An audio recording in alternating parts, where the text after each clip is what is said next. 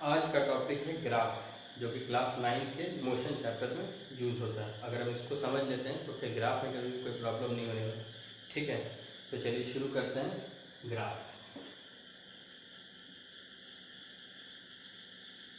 देखिए सबसे पहले ग्राफ का बेसिक समझना। ठीक है, अगर आप बेसिक समझ जाएंगे ग्राफ का तो फिर हम कोई सी भी ग्राफ को ड्रॉ कर सकते हैं। ठीक है, चलिए 4, 5, 6 ग्राफ पहले बेसिक ग्राफ को हम दिखाते हैं, इसको ड्रॉ कैसे करते हैं, समझते कैसे हैं। ठीक है, तो अगर हम ग्राफ को समझ जाएंगे तो फिर हम देखेंगे फिजिक्स में जैसे जैसा ग्राफ आते जाएंगे उसको उससे रिलेट करेंगे और उसको हम लोग इंटरप्रेट कर सकते हैं। चलिए, जैसे कि आपके लिए पहला ग्राफ हम बनाते हैं। चलिए, ये जो है ये वाई एक्सिस है और ये क्या है, एक्स एक्सिस है। हम सिर्फ फर्स्ट क्वाड्रेंट को ले रहे हैं, मतलब 4 क्वाड्रेंट होता है ना, 1 2 3 4। हम सिर्फ फर्स्ट क्वाड्रेंट को ले रहे हैं जिसमें एक्स और वाई दोनों पॉजिटिव होता है। ठीक है, ये अपना कोना है जिसको हम लोग ओरिजिन कहते हैं। इसको हम लोग क्या कहते हैं, ओरिजिन।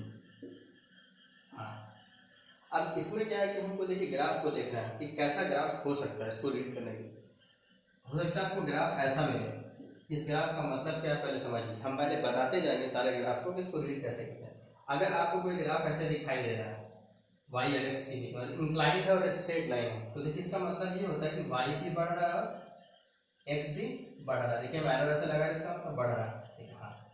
दूसरी बात है कैसे, स्ट्रेट लाइन है, ये कैसे बढ़ रहा होगा, यूनिफॉर्मली। कैसे बढ़ रहा होगा, यूनिफॉर्मली। हाँ, अब इसके बाद हमको देखना है कि ये तो हमको पता चल गया कि ये ग्राफ कैसा है, वाई भी बढ़ रहा है, एक्स भी बढ़ रहा है, कैसे बढ़ रहा है, यूनिफॉर्मली बढ़ रहा है। एक बात और ध्यान रखना है कि इसकी इनिशियल कंडीशन पे अगर हमको कोई कमेंट करना हो, इनिशियल कंडीशन कहने का मतलब है कि ग्राफ शुरू कहाँ से हो रहा है, शुरू यहाँ से हो रहा है ग्राफ, ओरिजिन से। इसका मतलब एक्स भी 0 और वाई भी 0 है ना। ठीक है, ऐसा ग्राफ। चलिए, अब ठीक इसी का जैसा इसके नीचे ग्राफ बना रहे हैं। ठीक है, यहाँ y रखते हैं और यहाँ x रखते हैं। अगर यही ग्राफ अगर इंक्लाइंड अगर ऐसे जाना है, ठीक है, इसका क्या मतलब होता है, इसका मतलब ये होता है कि अगर इंक्लाइंड आपको दिखाई दे, आपको ऐसा नहीं लग रहा है कि इस ग्राफ को, ये जो ग्राफ है इसको थोड़ा उठा दिया गया है, मतलब यहाँ से इसको उठा दिया गया। हाँ, इसका मतलब ये होता है कि y भी बढ़ रहा है और x भी बढ़ रहा है। कैसे बढ़ रहा है, यूनिफॉर्मली। ठीक है, हाँ। तो अगर इसके इनिशियल कंडीशन पर अगर हम बात करें, क्योंकि हमको देखिए इस ग्राफ में पूरा सिमिलरिटी, इंक्लाइंड है और स्ट्रेट लाइन है। इंक्लाइंड है मतलब वाई भी बढ़ रहा है और एक्स भी बढ़ रहा है, चूंकि स्ट्रेट लाइन है यूनिफॉर्मली बढ़ रहा है। ठीक है, हाँ। इनिशियल कंडीशन अगर यहाँ पे बात करें, इनिशियल कंडीशन, तो ग्राफ देखिए यहाँ से शुरू हो रहा है, मतलब देखिए कहाँ से शुरू हो रहा है, वाई से थोड़ा। इसका मतलब वाई से शुरू हो रहा है तो वाई 0 नहीं होगा, एक्स 0 होगा। तो यहाँ पे x तो 0 होगा लेकिन y नॉट इक्वल टू 0। समझ में आ रहा है ये बात। हाँ, चलिए और देखते हैं ग्राफ। अब एक ग्राफ आपको ऐसा मिल सकता है, इधर हम रखते हैं y एक्सिस को और इधर x एक्सिस को। ग्राफ ओरिजिन से शुरू हो रहा होगा लेकिन ऐसे कर्व चला जाता है, ऐसे कर्व चला जाता है। इसका मतलब भी यही होता है, y भी बढ़ रहा है और x भी बढ़ रहा है। क्योंकि कर्व है, कर्व है, इसका मतलब क्या है कि कैसे बढ़ रहा होगा, नॉन यूनिफॉर्मली। कैसे बढ़ रहा होगा, नॉन यूनिफॉर्मली, है ना। हाँ, दूसरे चीज को देखते हैं, इसके इनिशियल कंडीशन पर अगर हम कमेंट करें, इसके इनिशियल कंडीशन पर, तो ग्राफ कहाँ से शुरू होगा, ओरिजिन, मतलब y भी 0 होगा, x भी 0 होगा, x भी 0 होगा, y भी 0 होगा। लेकिन सारे चीज को हम यूज करेंगे आगे, इसलिए इसको समझते चलना है। तो ठीक है, अब इसी ग्राफ का देखिए एक और जुड़वा भाई ग्राफ अगर ऐसे चल रहा है, ठीक है, वाई एक्सिस और एक्स एक्सिस। देखिए ठीक ऐसा लग रहा है कि इसी ग्राफ को थोड़ा ऊपर उठा दिया जाए, ग्राफ को यहाँ से यहाँ शिफ्ट कर देगा। तो इसमें भी हम लोग क्या कमेंट करेंगे, वाई भी बढ़ रहा है, एक्स भी बढ़ रहा है, कर्व है, कैसा है, कर्व है तो कैसे बढ़ रहा है, नॉन यूनिफॉर्मली। ठीक है, इसके इनिशियल कंडीशन पर अगर हम लोग कमेंट करें तो, इनिशियल कंडीशन पर अगर हम लोग कमेंट करें तो, इसकी इनिशियल कंडीशन पर हम लोग कमेंट करेंगे तो ये कह सकते हैं ग्राफ कहाँ से शुरू हो रहा है, वाई से, है ना। तो वाई अपना 0 नहीं होगा, एक्स अपना 0 होगा। समझ में आ रहा, ये है इसका मतलब। और कैसा ग्राफ हो सकता है,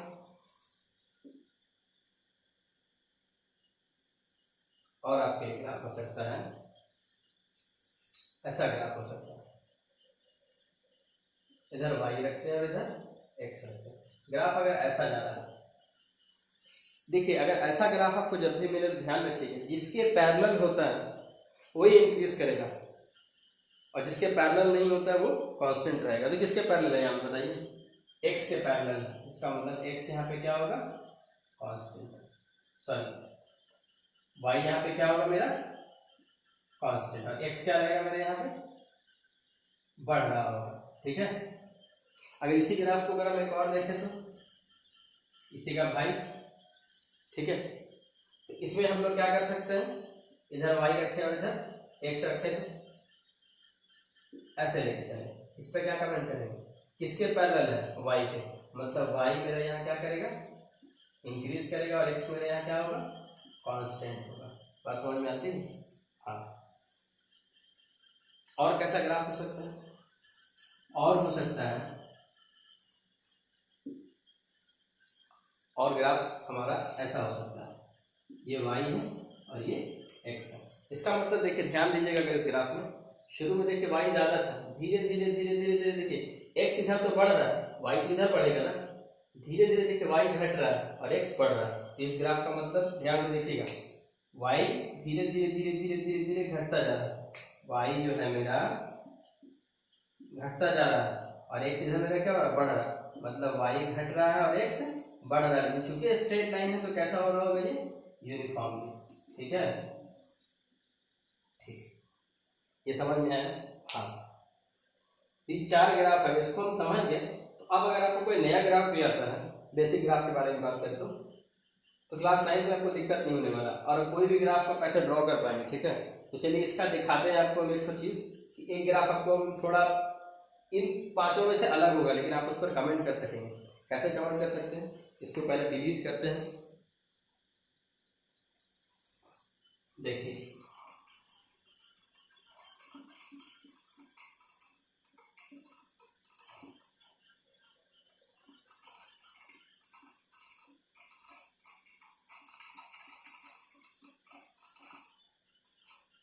जैसे देखिए, अगर आपको कोई ग्राफ ऐसा दे,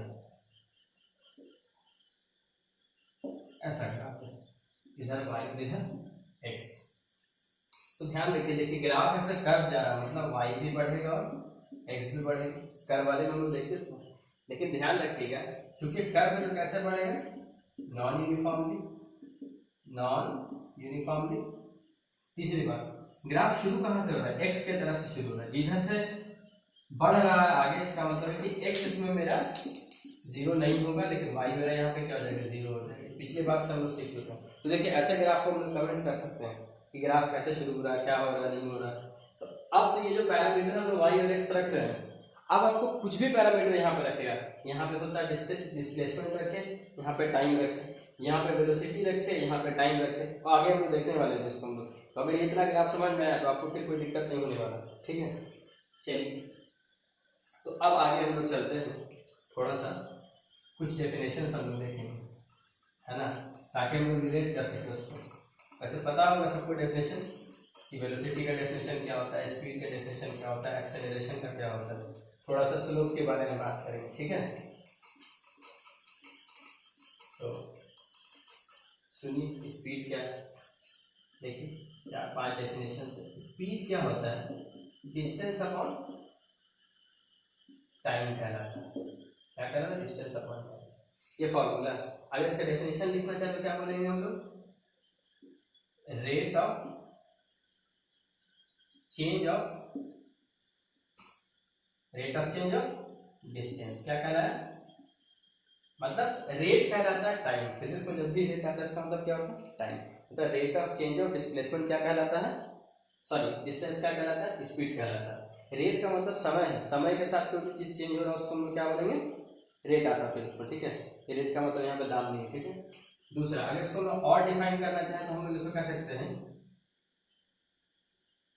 change in distance with respect to time, है ना। डिस्टेंस का चेंज होना समय के साथ। चेंज में क्या हो सकता है, बढ़ भी सकता है, घट भी सकता है। अगर डिस्टेंस बढ़ रहा समय के साथ तो इसको क्या बोलेंगे हम लोग, स्पीड कहेंगे, है ना। अब एक क्वांटिटी आता है वेलोसिटी, वेलोसिटी, ठीक है। वेलोसिटी का होता है डिस्प्लेसमेंट अपॉन टाइम। देखिए यूनिट के बारे में बात नहीं करें, एक वीडियो लेकर के आएंगे जिसमें सिर्फ यूनिट होगा, उसके बाद आपका यूनिट 10 तक में कभी भी कोई प्रॉब्लम नहीं होने वाला। 10 क्या उसके आगे कोई प्रॉब्लम नहीं होने वाला अगर आपको बेसिक यूनिट के बारे में पता चल जाए तो, ठीक है। वेलोसिटी क्या, डिस्प्लेसमेंट अपॉन टाइम। हाँ, तो अगर इसको हम डिफाइन करना चाहें तो हम लोग कैसे लिखेंगे, देखिए टाइम से डिवाइड होना मतलब रेट है ना। इसको हम लोग बोलेंगे rate of change of displacement. क्या कहलाएगा, डिस्प्लेसमेंट। इसको हम लोग क्या बोलते हैं, वेलोसिटी। और कैसे बोल सकते हैं, change in displacement with respect to time, displacement का चेंज होना टाइम के साथ क्या कहलाता है, वेलोसिटी। ये दो क्वांटिटी हमको पता चला, ठीक है। तीसरी क्वांटिटी हम लोग को जानना है वो है एक्सेलरेशन, ठीक है। क्योंकि इसी के बारे में हम लोग को ग्राफ मिलेगा, है ना। डिस्प्लेसमेंट वर्सेस टाइम, है ना, डिस्टेंस वर्सेस टाइम, ये सब चीज़ का हमको ग्राफ मिलेगा, ठीक है। तो इस पे अगर हमको ग्राफ के बारे में अगर हम लोग को आइडिया लग जाएगा तो फिर काम आसान हो जाएगा। तो हम लोग एक क्वांटिटी समझेंगे एक्सेलरेशन क्या होगा, ठीक है। एक्सेलरेशन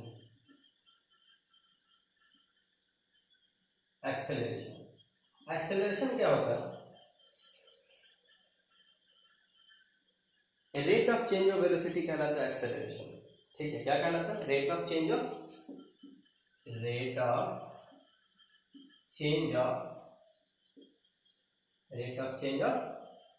वेलोसिटी क्या कहलाता है, एक्सेलरेशन। देखिए वेलोसिटी है बात यहाँ पे, वेलोसिटी का चेंज करना हमेशा क्या कहलाता है, एक्सेलरेशन। हाँ, ये बात तुमको पता चल गया। दूसरी चीज अगर इसको हम लोग इस तरीके से डिफाइन करना चाहें, एक्सेलरेशन का मतलब होता है ना, एक बात याद रखिए कि हमेशा वेलोसिटी का बढ़ना, या इसको हम लोग ऐसा भी कह सकते हैं, increase in velocity with respect to time भी क्या कहलाता है अपना, एक्सेलरेशन। और इसको हम लोग डिनोट करते हैं स्मॉल ए से, ठीक है। तो आप बताइए चेंज हो रहा है या बढ़ रहा है। देखिए चेंज वर्ड का मतलब आपको समझाते हैं। चेंज जब भी आपको फिजिक्स में दिखाई दे, चेंज का मतलब होता है फाइनल माइनस इनिशियल। अब चेंज किसी भी चीज का हो सकता है, जैसे कि पैसा का भी चेंज हो सकता है, तो फाइनल पैसा माइनस इनिशियल पैसा, वो चेंज निकलेगा। चेंज मनी मतलब चेंज किसी भी चीज। अगर हमको हाइट में चेंज पता करना तो final height minus initial height, समझ में आ रहा है। तो अगर हमको वेलोसिटी का चेंज बात कर रहा है तो final velocity minus initial velocity, समझ में आ रहा है। तो रेट का मतलब क्या है, टाइम। तो हमको एक्सेलरेशन को डिफाइन कैसे करेंगे, change in velocity with respect to time को उससे डिवाइड करेंगे। चेंज इन वेलोसिटी का चेंज करना मतलब final velocity minus initial velocity by time, ये एक्सेलरेशन का। अब हमको एक चीज याद है, फिजिक्स में अगर शायद थोड़ा सा मोशन चैप्टर किसी का पढ़ा होगा, तो हम लोग इनिशियल वेलोसिटी को हम लोग यू बोलते थे और फाइनल वेलोसिटी को हम लोग वी बोलते थे। तो अगर हम यहाँ इसको पुट करेंगे तो हमको क्या मिलेगा, ए बराबर वी फाइनल की जगह पे वी लिखेंगे और वी इनिशियल की जगह पे यू लिखेंगे अपॉन टी। ये एक्सेलरेशन का फॉर्मूला है। अब इसी तरह का एक चीज होता है जिसको हम लोग बोलते हैं डी एक्सेलरेशन या रिटार्डेशन, या उसको नेगेटिव एक्सेलरेशन बोलते हैं, ठीक है। इसी तरह का एक चीज है जिसको हम लोग बोलते हैं डी एक्सेलरेशन, रिटार्डेशन या नेगेटिव एक्सेलरेशन। देखिए उसको भी देखते हैं, बस इसका उल्टा होगा। यहां पर हम लोग क्या बोलते हैं, रिटार्डेशन, या इसको नेगेटिव एक्सेलरेशन, या उसको डी एक्सेलरेशन बोलते हैं। देखिए इसको अगर हमको लिखना होगा तो यहाँ पे हम लोग बोलते हैं rate of change of velocity, लेकिन बात है दोनों में हमको फर्क बताना। देखिए चेंज का मतलब होता है बढ़ना और घटना दोनों, है ना। कोई भी चीज अगर चेंज हो रहा है इसका मतलब बढ़ भी सकता है घट भी सकता है, तो क्या कहलाएगा, चेंज कहलाएगा, ठीक है। तो हमको यहाँ पे एक चीज ध्यान देना है कि रिटार्डेशन में होता है वेलोसिटी का घटना और एक्सेलरेशन में होता है वेलोसिटी का बढ़ना। यहाँ पे हम लोग बोलेंगे decrease in velocity with respect to time, velocity का डिक्रीज करना। अब आप बताइए, मान लेते हैं कि किसी का पहले था 30 मीटर पर सेकंड वेलोसिटी, इनिशियल मान लेते हैं कितना चाहिए यू बराबर, फाइनल उसका मान लेते हैं कि वी फाइनल जो उसका वो घट के कितना आ गया 15 मीटर पर सेकंड, और इसमें जो समय लगा वो मान लेते हैं आपको देता है 5 सेकंड। कितना लगा 5 सेकंड। तो बोलेगा बताइए इसका रिटार्डेशन क्या हो। तो देखिए रिटार्डेशन का फॉर्म देखिए लिखते उसको भी ए से ही है, ठीक है। तो इसके लिए क्या लिखेंगे, final velocity minus initial velocity upon time, यही लिखते हैं हम। वेलोसिटी का चेंज, रिटार्डेशन का मतलब यही था डिक्रीज इन वेलोसिटी, ये भी चेंज ही एक तरह का, रिटार्डेशन भी एक तरह का क्या है वेलोसिटी का, उसमें भी चेंज आता ही आता है, लेकिन जो चेंज होगा उसमें फाइनल वेलोसिटी हमेशा उसमें कम हो जाएगा, मतलब घटेगा डिक्रीज। तो फाइनल वेलोसिटी कितना 15, इनिशियल कितना 30 अपॉन 5। इसको जब करेंगे तो कितना जाएगा -15/5, 5 से इसको जब करेंगे सॉल्व तो यहाँ पे क्या आता जाएगा -3 मीटर पर सेकंड स्क्वायर। देखिए अभी यूनिट को याद रखिए, अगर आपको पता है तो ठीक है, अगर यूनिट के लिए अलग से बनाना होगा एक वीडियो, ठीक है। तो अब इसको हमको आगे देखना है कि देखिए नेगेटिव आया ना, ये नेगेटिव बताता है ना कि आपका एक्सेलरेशन घट रहा है। ये जो नेगेटिव है ना ये आपको डिक्रीज इन वेलोसिटी बताता है, मतलब ये वेलोसिटी घट रहा है, इसलिए यही है नेगेटिव एक्सेलरेशन, इसलिए इसको नेगेटिव बोलते हैं। बात समझ में आ रहा है? हाँ, तो ये तो उतना हो गया एक्सेलरेशन के बारे में। अब एक दो चार चीज हम लोग समझते हैं, स्लोप का और एरिया का कॉन्सेप्ट समझते हैं। किसका? स्लोप और एरिया। स्लोप और एरिया अगर आप समझ लेते हैं उसके बाद समझ लीजिए आपका ग्राफ 9th में आपको कहीं दिक्कत नहीं आने वाला, कैसा भी ग्राफ है आप उसको आराम से बना सकते हैं, ठीक है। तो चलिए अगला हेडिंग होगा स्लोप और एरिया का। तो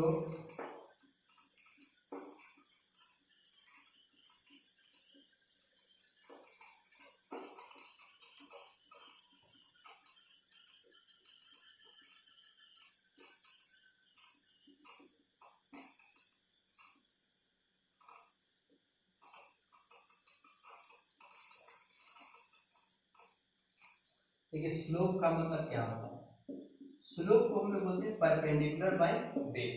जब कोई ट्रायंगल अगर आपके सामने अगर ऐसे है, समझिएगा ध्यान से, या ट्रायंगल ऐसे भी हो सकता है, इसमें कोई प्रॉब्लम नहीं है, ठीक है। 90 डिग्री वाला ट्रायंगल होना चाहिए। कैसा ट्रायंगल होना चाहिए? 90 डिग्री वाला। इसको हम लोग बोलते हैं बेस और इसको हम लोग बोलते हैं परपेंडिकुलर, इसको बोलते हैं हम लोग हाइपोटेन्यूज। समझिएगा ध्यान से, ये एच जो है ना ये आपका हाइट नहीं हाइपोटेन्यूज है, 90 डिग्री के सामने वाला। तो सबको पता होता है क्लास 8 में भी हम लोग पढ़ते हैं इसको भी हम लोग बोलेंगे परपेंडिकुलर, इसको क्या बोलेंगे बेस, इसको क्या बोलेंगे हम लोग हाइपोटेन्यूज, ठीक है। तो इसमें क्या है कि स्लोप को हम लोग डिफाइन करते हैं परपेंडिकुलर बाय बेस से, या एक और तरीका उसको हम लोग tan थीटा से भी करते हैं, ठीक है।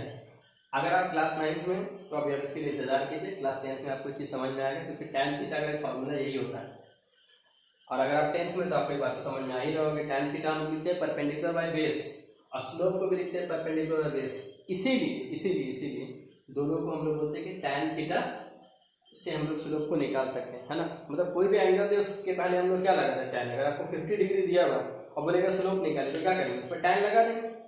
30 डिग्री आपको बताएगा, बोला जाएगा स्लोप निकालिए एंगल से, तो उसमें सिर्फ tan 30, तो tan 30 के वैल्यू क्या होता है 1/√3, ये उसका स्लोप निकल के आएगा। मतलब 1/√3। अगर हम लोग को कोई बोले कि 30 डिग्री से स्लोप निकालेंगे तो हम इसमें सिर्फ tan लगा देंगे, tan 30 डिग्री बराबर क्या जाएगा 1/√3। यहाँ से हमको क्या पता चला p/b, मतलब परपेंडिकुलर इसका कितना 1 और बेस कितना √3। खैर ये क्लास 10th में यूज होता है, ठीक है, इस पर हमको इतना जाना नहीं है, हमको ग्राफ में बहुत ही काम आने वाला नहीं है।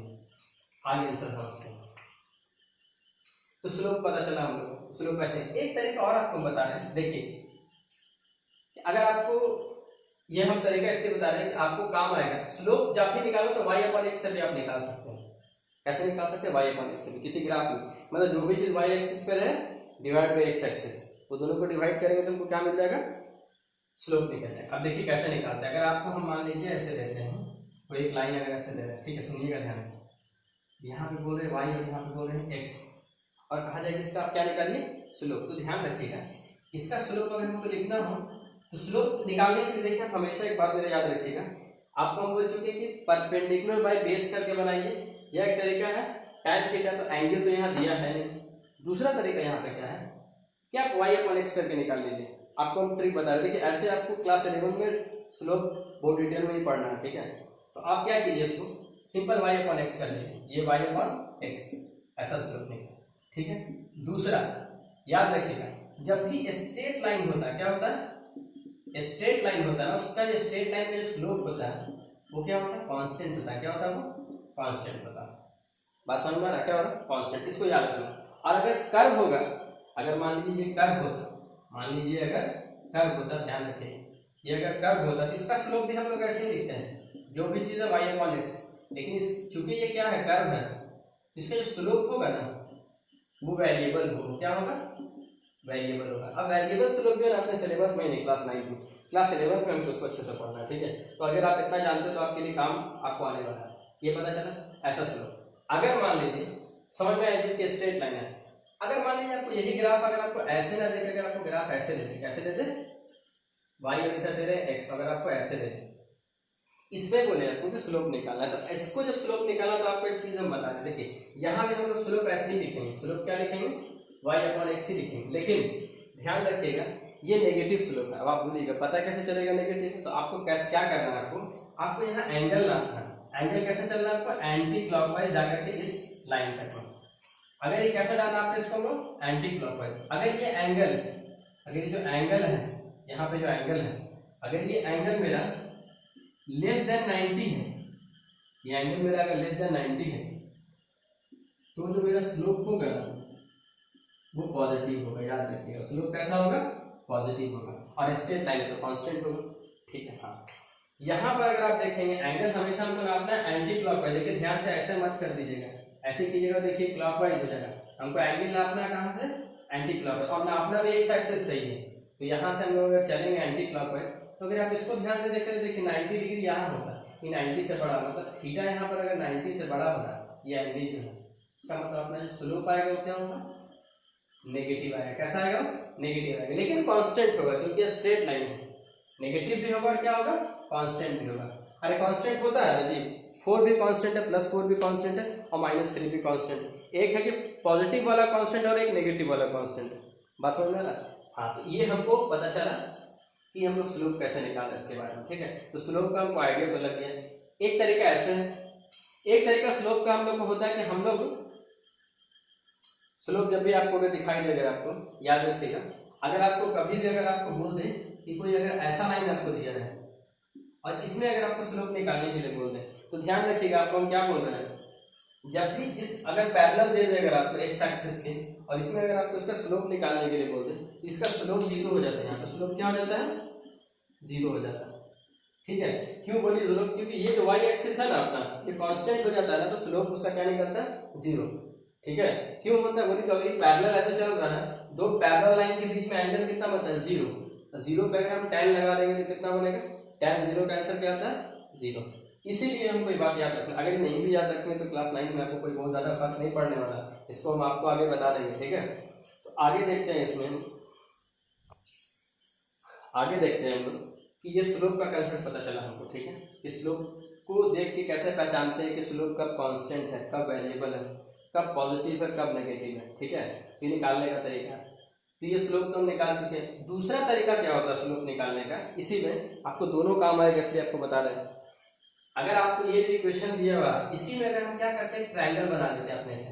ये ट्रायंगल इतना बड़ा अगर हम बना लिया, ये ट्रायंगल के हिसाब से अगर हम यहाँ पे मानते हैं ये इसका परपेंडिकुलर, ये इसका बेस है, ठीक है।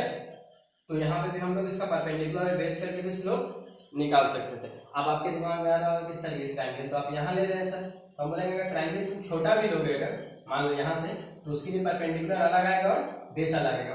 समझ में आ रहा है। लेकिन स्लोप का वैल्यू बिल्कुल सेम निकलने वाला है। क्यों सेम निकलेगा, सोचो, ऐसा भी हो सकता है ना कि तुम 8/2 निकालेगा तो किसी का आंसर, इसका आंसर 4 आएगा ना, तो किसी का ऐसा हो सकता है कि कोई ट्रायंगल मान लो छोटा ले रहा है, तो मान लो उसका 8 और यहाँ से यहाँ तक मान लेते हैं पूरा वैल्यू 2 आ रहा है, तो ये छोटा वाला लेंगे 4 और यहाँ से यहाँ कितना आ जाएगा आंसर 1।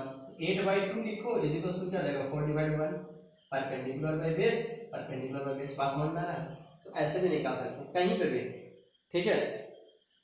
तो ये इतना स्लोप के बारे में मेरे हिसाब से है ना फिर क्लास 9 के लिए। आगे हम लोग देखते हैं कि स्लोप तुमको पता चले, ठीक है। अब हमको एरिया वाला चीज थोड़ा अगर हम लोग सीख लें तो एरिया हम लोग का अंदाजा लग जाए कि अच्छा एरिया को कैसे हम लोग को उससे क्या फायदा होगा। उसके बाद देखिए तो सारा का सारा ग्राफ आपसे बनेगा, कितना भी टिपिकल होगा। आपको एक अच्छा सा ग्राफ लास्ट के वीडियो में आपको हम दिखाएंगे कैसे सॉल्व करते हैं, ठीक है।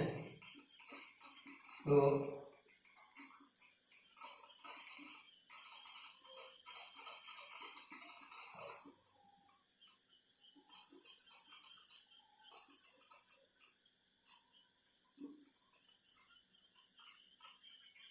देखिए एक बात याद रखना है आपको, स्लोप तो पता चलिए, दो लाइन आपको याद रखना है कि स्लोप जो होता है ना, slope of velocity versus time, मतलब वेलोसिटी और टाइम का ग्राफ अगर आपको दिया उसका स्लोप जो होता है ना अपने को बताता है एक्सेलरेशन। क्या बताता है अपने को? एक्सेलरेशन।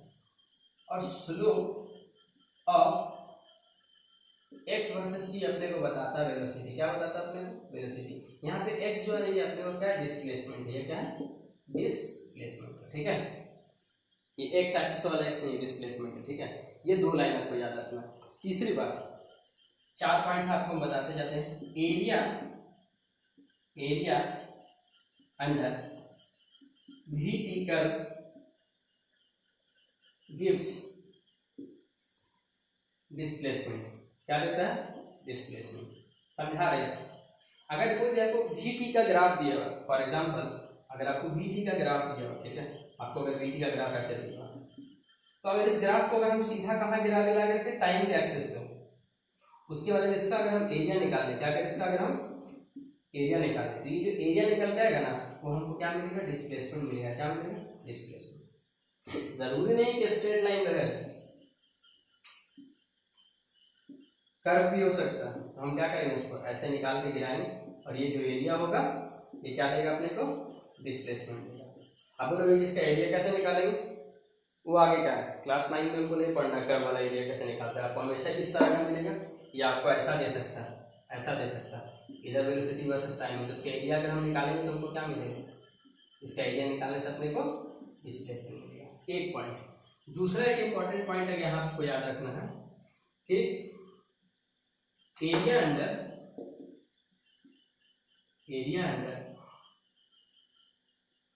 ए टी का acceleration versus time gives velocity. क्या देता है अपने को?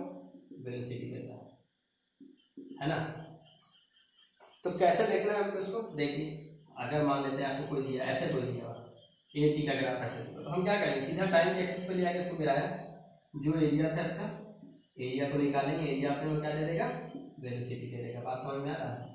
अब बोलेंगे सर ग्राफ ऐसा ही होगा, ग्राफ कैसा दे रहे हो, उससे कोई फर्क नहीं पड़ता है। ग्राफ अगर ऐसे है इसको हम कहाँ पे गिराना है? एक्स एक्सिस, ठीक है, टाइम के एक्सिस में, और इसका एरिया निकाल देंगे। एरिया ऑफ ट्रायंगल तो सबको पता है, हाफ बेस इनटू हाइट कर सकते हैं। इसका एरिया क्या लग रहा है देखने में? Length into breadth. ये आपको क्वेश्चन में डेटा दिया रहेगा कि कैसे कैलकुलेट करना है, हम आपको सिर्फ तरीका समझा रहे हैं। और इन सब के बाद आपको सारा ग्राफ आपको करके दिखाएंगे जो आपके क्लास 9 में आपको दिखाई देता है, आपको डिफिकल्टी नहीं मिलेगा, ठीक है।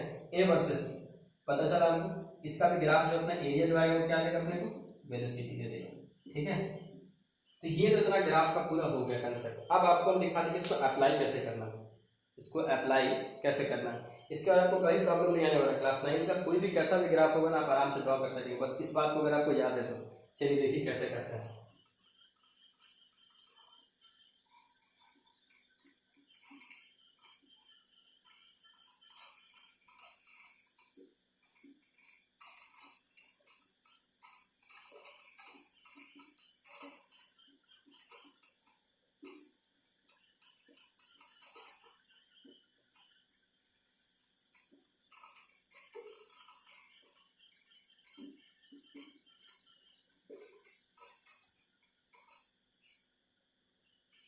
देखिए अब आपके सामने जो ग्राफ आएगा वो आपको उस पर कमेंट करना है। देखिए आपके सामने सारा ग्राफ बना रहे धीरे धीरे, ठीक है।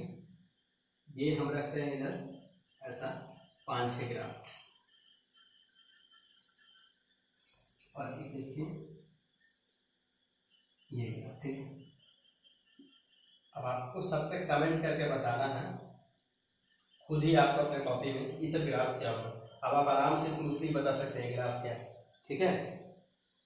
देखिए अगर मान लीजिए आपको ग्राफ ऐसा दिया और यहाँ बोल रहा है एक्स मतलब डिस्प्लेसमेंट, यहाँ क्या बोल रहा है डिस्प्लेसमेंट ऑफ टाइम, इसको देख के क्या लग रहा है आपको? इस ग्राफ पे आप कमेंट करेंगे कि एक्स भी बढ़ रहा है, टाइम भी बढ़ रहा है, स्ट्रेट लाइन है तो कैसे बढ़ रहा होगा? यूनिफॉर्मली बढ़ रहा होगा। कैसे बढ़ रहा होगा? यूनिफॉर्मली बढ़ रहा होगा, यूनिफॉर्मली बढ़ रहा होगा, यूनिफॉर्मली बढ़ रहा है। आप बताइए डिस्प्लेसमेंट का बढ़ना समय के साथ क्या कहलाता है? डिस्प्लेसमेंट का बढ़ना समय के साथ हम लोग बोलते हैं उसको वेलोसिटी, है ना। और है कैसे? ये ग्राफ जो बना स्ट्रेट लाइन तो क्या बना? Uniform velocity. कैसा बना ये? Uniform velocity. अब इसके तरह इनिशियल कंडीशन पे आप कमेंट कीजिए, मतलब कोना से शुरू हो रहा है ना, मतलब ओरिजिन से, मतलब यहाँ एक यहाँ दोनों जीरो, मतलब यहाँ x मतलब x भी जीरो है और t भी जीरो है। समझिएगा ध्यान से, x यहाँ पे x एक्सिस नहीं है, x यहाँ पे डिस्प्लेसमेंट है, मतलब जब समय जीरो था तो जो बॉडी था उसका डिस्प्लेसमेंट भी जीरो था, ठीक है। हाँ, अब देखिए दूसरा देखते हैं, इधर रखते हैं वेलोसिटी और इधर रखते हैं टाइम, है ना।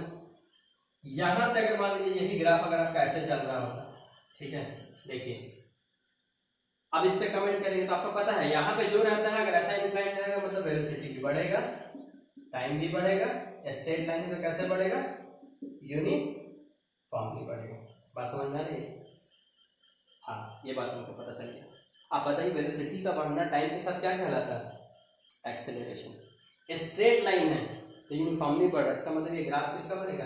यूनिफॉर्म एक्सेलरेशन का बनेगा, यूनिफॉर्म एक्सेलरेशन, ठीक है। इसके इनिशियल कंडीशन पे हम थोड़ा सा कमेंट कर लेते हैं, इनिशियल कंडीशन पे कमेंट करते हैं। इनिशियल कंडीशन इसका कहलाएगा, कहां से शुरू हो रहा है ग्राफ?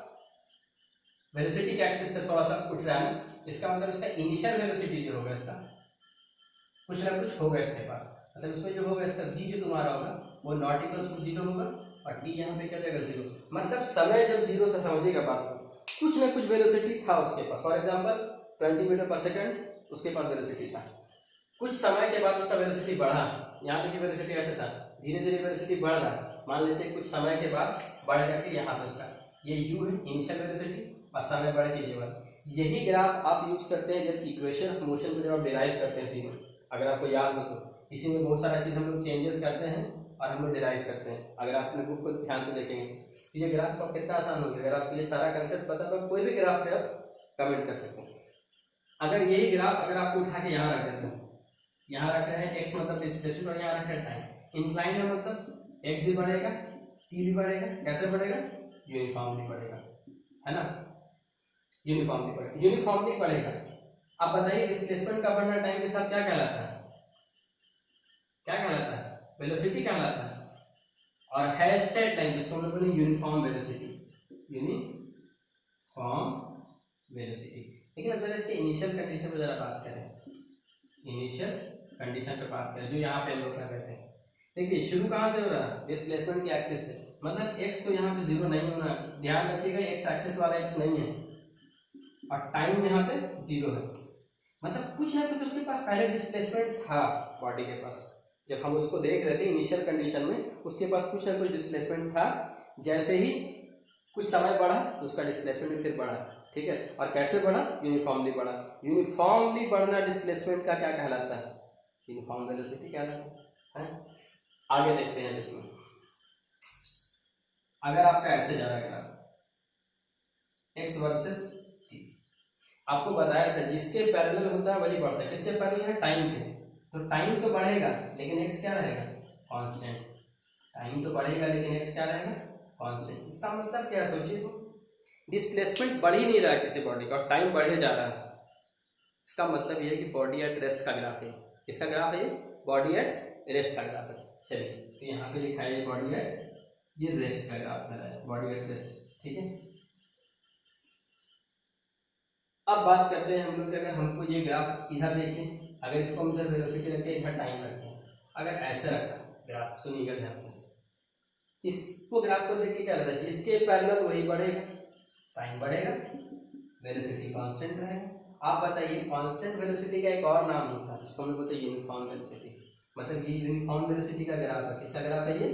यूनिफॉर्म वेलोसिटी का। देखिए ये भी यूनिफॉर्म वेलोसिटी का ग्राफ और ये भी यूनिफॉर्म वेलोसिटी का ग्राफ, फर्क कहाँ है? फर्क ये है कि ये एक्स वर्सेस मतलब डिस्प्लेसमेंट वर्सेस टाइम का ग्राफ है और ये वेलोसिटी वर्सेस टाइम का ग्राफ है। समझ में आ रहा है? चीज एक ही है, बस उसका पैरामीटर बदल के हम लोग बात कर रहे हैं यहाँ पर, इसलिए ग्राफ हमको अलग अलग दिखाई दे रहा है। ठीक है, हाँ अब और देखते हैं यहाँ पे ये एक्सेलरेशन वाला पता चला हमको। यही ग्राफ आपको और कैसे दे सकता है? इधर हम बोलते हैं वेलोसिटी और इधर बोलते हैं टाइम। आपको ग्राफ ऐसा दे रहा है, देखिए तो ऐसा ग्राफ को बताया था ना। देखिए स्टार्टिंग वेलोसिटी धीरे धीरे धीरे धीरे कम हो रहा है, टाइम बढ़ रहा है इस तरफ। इसका मतलब कि यहाँ वेलोसिटी घट रहा है और टाइम बढ़ रहा है। चूंकि स्ट्रेट लाइन है तो क्या हो रहा होगा? यूनिफॉर्मली। आप बताइए वेलोसिटी का घटना टाइम के साथ क्या बताता है? एक्सेलरेशन होता है। क्या कहलाता है? एक्सेलरेशन। चूंकि स्ट्रेट लाइन है तो यूनिफॉर्म सॉरी वेलोसिटी का बढ़ना कहलाता है टाइम के साथ एक्सेलरेशन। लेकिन वेलोसिटी का घटना समय के साथ क्या कहलाता है? रिटार्डेशन। चूंकि है स्ट्रेट लाइन जिसको हम लोग बोलेंगे यूनिफॉर्म रिटार्डेशन। तो क्या बोलेंगे हम लोग? यूनिफॉर्म रिटार्डेशन, है ना। तो ये इतना ग्राफ है। देखिए आप कुछ भी आप कमेंट कर सकते हैं कि ग्राफ को देख के आपको कैसे कमेंट करना है, क्या करना है, नहीं करना, आप आराम से कमेंट कर पाएंगे। अगर आपको ये ग्राफ आप देखिए थोड़ा सा एक एडवांस लेवल का ग्राफ चलते हैं लेकर के आपको v वर्सेस t का ग्राफ है। ठीक है, आपको ग्राफ देखिए कैसा है, सुनिएगा। एक ऐसे और ऐसे आपको ऐसा ग्राफ होगा। ठीक है, इस पे आपको कमेंट करना, ठीक है, कि क्या हो रहा है। O A B C कीजिए इस पे कमेंट। देखिए अगर आप ध्यान दीजिएगा सिर्फ इतना पार्ट को, सिर्फ इतने पार्ट को अगर आप ध्यान दीजिएगा तो आपको ये लगेगा किसके जैसा लगेगा? आपको ये ग्राफ इसके जैसा लगेगा। चलिए ये ग्राफ इसके लिए बना देते हैं। इधर वेलोसिटी वर्सेस टाइम, वेलोसिटी भी बढ़ रहा है, टाइम भी बढ़ रहा है। कैसे बढ़ रहा है? यूनिफॉर्मली बढ़ रहा है ना। तो ये यूनिफॉर्म बढ़ना, यूनिफॉर्मली वेलोसिटी का बढ़ना क्या कर रहा है? टाइम ये सॉरी एक्सेलरेशन कहलाता है। और चूंकि स्ट्रेट लाइन में तो क्या हो जाएगा? Uniform acceleration. तो यहाँ ध्यान अगर आप देंगे, देखिए यही वाला ग्राफ आपको ऐसा नहीं लग रहा है, इस पार्ट को भूल जाइए तो ऐसा ही लग रहा है कि यहाँ पे वेलोसिटी जीरो से कहाँ कुछ बढ़ा है ना। वेलोसिटी आपका देखिए धीरे धीरे देखिए बढ़ते बढ़ते यहाँ तक आपका बढ़ा है। इसका मतलब वेलोसिटी यहाँ पे बढ़ रहा है समय के साथ, मतलब ये क्या होगा? एक्सेलरेशन। और है स्ट्रेट लाइन मतलब यूनिफॉर्मली बढ़ रहा होगा, मतलब यूनिफॉर्म एक्सेलरेशन बोलेंगे इसको हम लोग बोलेंगे यूनिफॉर्म एक्सेलरेशन। यूनिफॉर्म एक्सेलरेशन कहाँ कहाँ? ओ से ए। ठीक, अच्छा ए से बी में बताइए, आपको बताया था पैरेलल वाला भी चीज आपको बताया था। जब भी पैरेलल होता है, जिसके पैरेलल होता है सिर्फ वही बढ़ता है। किसके पैरेलल है? टाइम के एक्सेस के पैरेलल है, मतलब सिर्फ टाइम बढ़ रहा है, वेलोसिटी नहीं बढ़ रहा है। अब आप बताइए जब वेलोसिटी बढ़ ही नहीं रहा है, मतलब यहाँ पे आपका कांस्टेंट वेलोसिटी हो जाएगा। यहाँ पे क्या हो जाएगा? आपका कांस्टेंट वेलोसिटी हो जाएगा। जब वेलोसिटी कांस्टेंट रहेगी तो एक्सेलरेशन क्या होगा? जीरो। कैसे होगा जीरो? आप सोचिए थोड़ा सा। जब वेलोसिटी अगर कांस्टेंट रहे तो एक्सेलरेशन जीरो होगा। कैसे होगा जीरो? देखिए साइड में थोड़ा सा देख लेते हैं। देखिए एक्सेलरेशन का फॉर्मूला क्या होता है? v minus you by T, final velocity minus initial velocity. अब आप बताइए वेलोसिटी उसका चेंज हुआ ही नहीं, मतलब पहले भी 30 मीटर पर सेकंड था और बाद में भी 30 मीटर पर सेकंड। तो इनिशियल और फाइनल तो बराबर हुआ ना। तो इनिशियल और फाइनल बराबर हुआ, इसका मतलब कि इनिशियल भी 30 और फाइनल भी 30 मान लेते हैं। तो 30 माइनस 30, समय कुछ भी लगा हुआ क्या फर्क पड़ता, मान लेते हैं 5 सेकंड लगा हुआ, तो 30 माइनस 30 0/5 तो कितना आ जाएगा? Acceleration zero. तो याद रखिए जब भी कांस्टेंट वेलोसिटी होता है तो उसका एक्सेलरेशन जीरो होता है। ठीक है, ये हमको पता चला कांस्टेंट वेलोसिटी के बारे में ग्राफ। अब आप किसी भी तरह ग्राफ पे कमेंट करेंगे। देखिए अब आपको मैं ग्राफ बना के दिखा रहे हैं, उस पर आपको बताना है जो ग्राफ में क्या हो रहा है। ठीक है,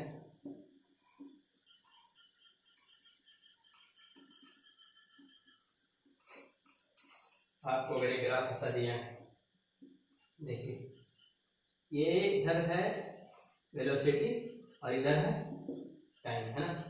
ऐसे जा रहा ग्राफ और ऐसे आ रहा। इस पे बोला जाए कमेंट करके O A B। अब देखिए अगर आप इस ग्राफ को सिर्फ ध्यान से देखें, सिर्फ इतना पार्ट अगर हम लोग ध्यान दें, सुनिएगा ध्यान से, इतना पार्ट हम लोग ध्यान दें तो हमको क्या लगेगा? वेलोसिटी भी बढ़ रहा है और टाइम भी बढ़ रहा है। स्ट्रेट लाइन यूनिफॉर्म में वेलोसिटी का बढ़ना टाइम के साथ क्या कहलाता है? Uniform acceleration. यूनिफॉर्म एक्सेलरेशन, है ना। अब देखिए ये ग्राफ अगर आप इसके ऊपर में देखिए तो आपको नहीं लग रहा है ऐसे वाला ग्राफ है ये? इस लाइन को अगर एक्सेस पर शिफ्ट करें तो इसका मतलब यहाँ पे शुरू में वेलोसिटी ज़्यादा है, धीरे धीरे क्या हुआ कम हो, मतलब यहाँ पे क्या वेलोसिटी का घटना टाइम के साथ, चूंकि स्ट्रेट लाइन है तो यूनिफॉर्मली घट रहा, मतलब यूनिफॉर्म, मतलब ये यूनिफॉर्म रिटार्डेशन है। कैसा है ये रिटार्डेशन है, कैसा है यूनिफॉर्म। सिमिलरली देखिए ये ग्राफ करने के बाद आप देखिए जो आधा पार्ट जो छोड़ा था ना, अब आपको इसके बारे में बताते हैं।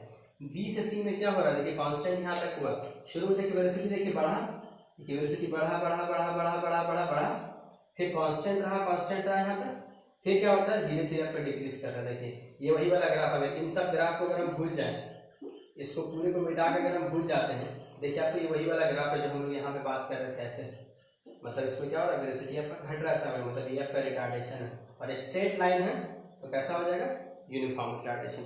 ठीक है, तो आज के लिए अगर हम लोग इसको ध्यान दें तो आपको एक बात समझ में आए कि ग्राफ को हम लोग कैसे ही करते हैं। ठीक है, अगर आप इसको स्लोप से निकालना चाहे तो आपको स्लोप भी पता चल जाएगा आपको। ठीक है, अगर आप यहाँ पे स्लोप निकालना चाहे तो स्लोप निकालने का आपको तरीका क्या सिखाया था, स्लोप निकालने का क्या तरीका समझाया था, परपेंडिकुलर ये y/x, तो y की जगह v है और x की जगह क्या है t है, आप बताइए। और आपको एक चीज समझाया था कि v वर्सेस t का जो स्लोप होता है वो क्या बताता है एक्सेलरेशन, मतलब एक्सेलरेशन तो ऐसे भी निकल रहा है, कोई बात तो पता चल रहा, वेलोसिटी का